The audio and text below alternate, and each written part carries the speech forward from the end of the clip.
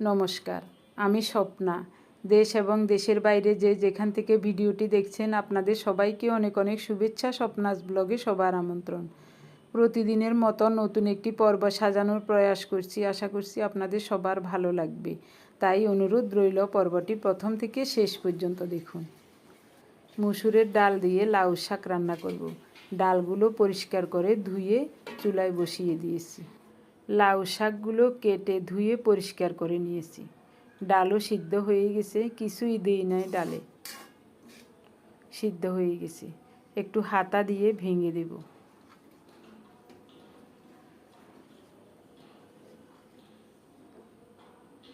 স্বাদ মতো লবণ দিলাম, হাফ চামচ হলুদ দিলাম।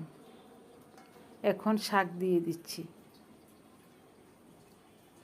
আপনি যদি আমাদের চ্যানেলে নতুন হয়ে থাকেন, সম্পূর্ণ পর্বটি দেখার পর যদি একটুও ভালো লাগে, আমার অনুরোধ রইল চ্যানেলটি সাবস্ক্রাইব করে আপনার মূল্যবান মন্তব্যটি লিখে জানাবেন। যে কোনো গঠনমূলক মন্তব্য করতে পারেন, কোনো সমস্যা নাই, আমি আপনাদের সকল মন্তব্যের উত্তর দেব। 5-6টা ফালি করা কাঁচামরিচ দিয়ে দিলাম। ডাল আর শাক সুন্দর মতো সিদ্ধ হয়ে গেছে। এখন ফোড়ন দেব। একটা শুকনো মরিচ আর রসুন দিলাম। রসুনটা লাল লাল হওয়ার পর এখন শাক দিয়ে দিচ্ছি।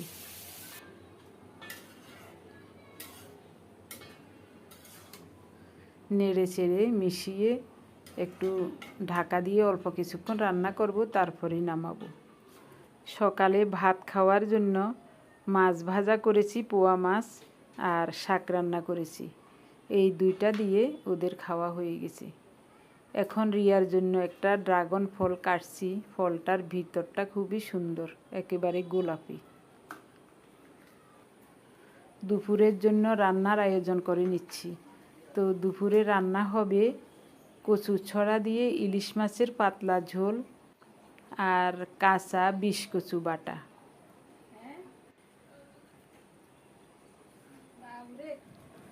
এক লিটার খাঁটি গরুর দুধের ছানা কেটে দিয়েছি। রিয়া মিষ্টি তৈরি করে দিচ্ছি। মিষ্টিগুলো এখন ওই শিরায় জাল করে নেব। এখানে 1.5 কাপ চিনি দিয়েছি আর জল।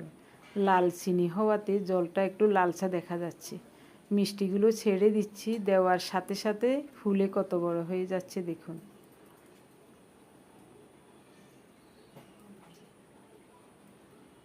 পনেরোটা মিষ্টি হয়েছে।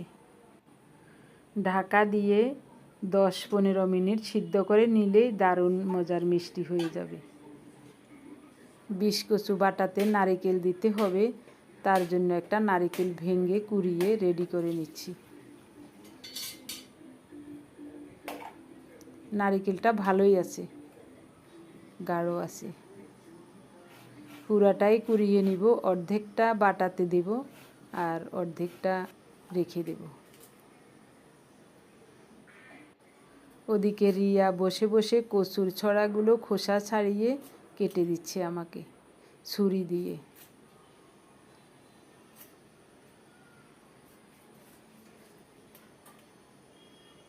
ইলিশ মাছটা তাজাই আছে, ভালো আছে। ধুয়ে নিলাম একটু, ডিম হয়ে গেছে।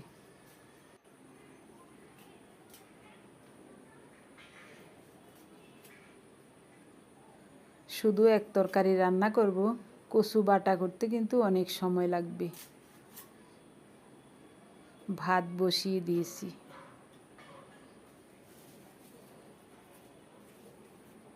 সব কেটে কুটে রেডি করেই তারপর রান্না বসাবো। এই বিষ কচুটা ওই দিন রেখে দিয়েছিলাম। কচু কাটার সময় হাতে একটু তেল লবণ মাখিয়ে নিলে ভালো। তো আজ আমি তেল মাখতে ভুলে গিয়েছিলাম। ধরার সাথে সাথে আঙ্গুলে যেন বিঁধছে। যাই হোক, খোসাটা ভালো করে মোটা মোটা করে ফেলে দিয়ে ধুয়ে নিয়েছি। তারপর এই হাতে আরেকটা পলিথিন মুড়িয়ে গ্রেট করে নিলাম। বাটার সময় জল বের হয়ে যাবে, তার জন্য একটু জল চিপে ফেলে দিচ্ছি।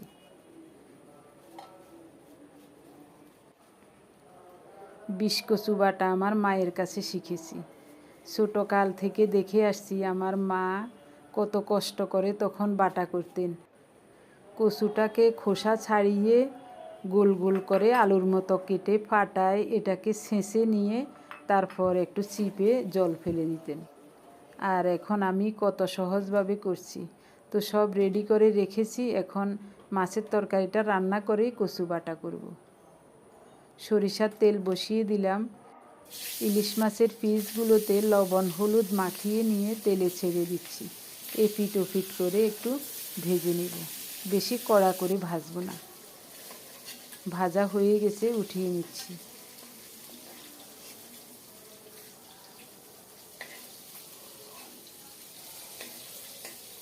মাথাটা আর একটু ভাজা হলেই ভালো হবে। কালো জিরা ফোড়নে দিলাম ওই তেলেই। একটা কাঁচামরিচ ফালি করে দিয়ে দিলাম। প্রথমে দিচ্ছি কেটে ধুয়ে রাখা একটা আলু।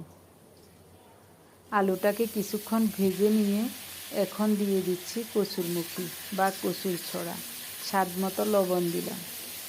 লবণ দিয়ে নেড়ে চেড়ে ঢেকে অল্প তাপে সুন্দর করে কষিয়ে নিয়েছি। মাঝে মাঝে ঢাকা উঠিয়ে নেড়ে দিয়েছিলাম। 1 চামচ হলুদ, 8-10টা ফালি করা কাঁচামরিচ দিলাম। গুঁড়ো মরিচ দেব না। আরও কিছুক্ষণ নেড়ে চেড়ে কষিয়ে নিয়ে এখন ফুটানো গরম জল দিলাম। ঝোল ফুটে ওঠার পর ভেজে রাখা মাছও দিয়ে দিয়েছি। কিছুক্ষণ ঢেকে রান্না করেছি। এখন দেব শুকনো কড়াইতে ভাজা জিরা বাটা। মাছের ঝোলটা খুব সুন্দর মতো হয়ে গেছে, আর বেশিক্ষণ চুলায় রাখবো না। আলু কচুর ছড়া সিদ্ধ হয়ে একেবারে গলে গেছে।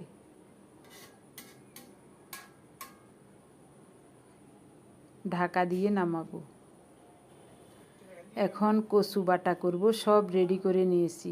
ছোট্ট 1 পিস আদা দিলাম আর 5 কোষ রসুন দিলাম, একেবারে অল্প পরিমাণে। 2টা শুকনো মরিচ ধুয়ে রেখেছিলাম, বোটা ছাড়িয়ে দিয়ে দিলাম।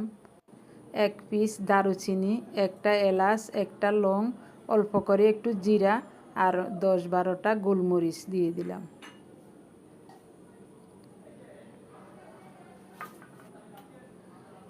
স্বাদ মতো লবণ দিলাম মশলার সাথে।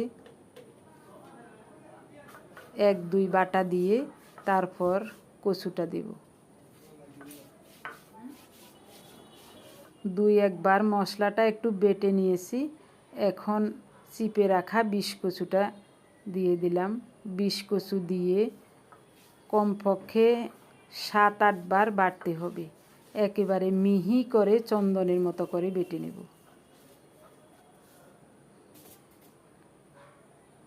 চা চামচে 1 চামচ পরিমাণ সরিষা দিলাম, সাদা সরিষা।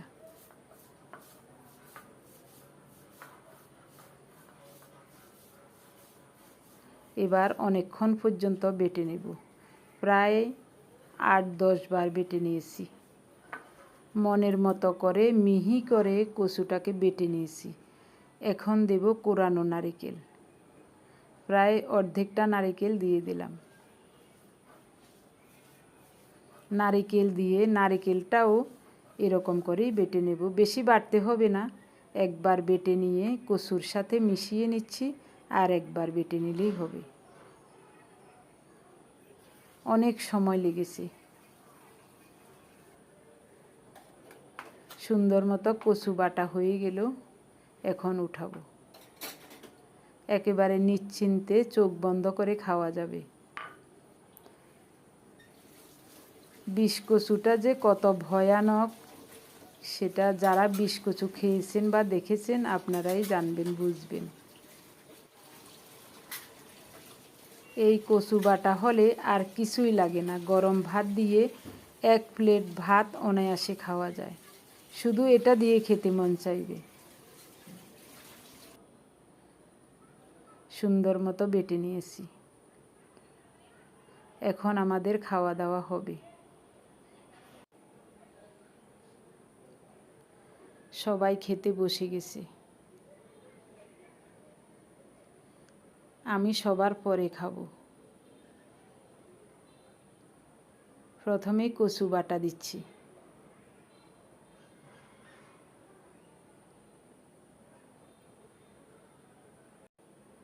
রিয়া মুখে দিয়েই বলছে, মা খুবই চমৎকার হয়েছে, গরম ভাতের সাথে খেতে দারুণ লাগছে। ওনার জন্য কয়েকটা নিম পাতা পাটায় মিহি করে বেটে নিয়েছি। প্রথমেই নিম পাতা বাটা দিয়ে খাচ্ছে।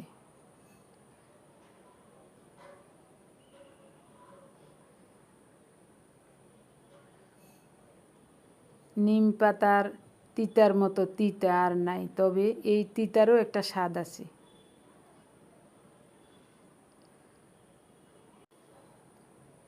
সবাই কচু বাটা চেয়ে চেয়ে খাচ্ছে।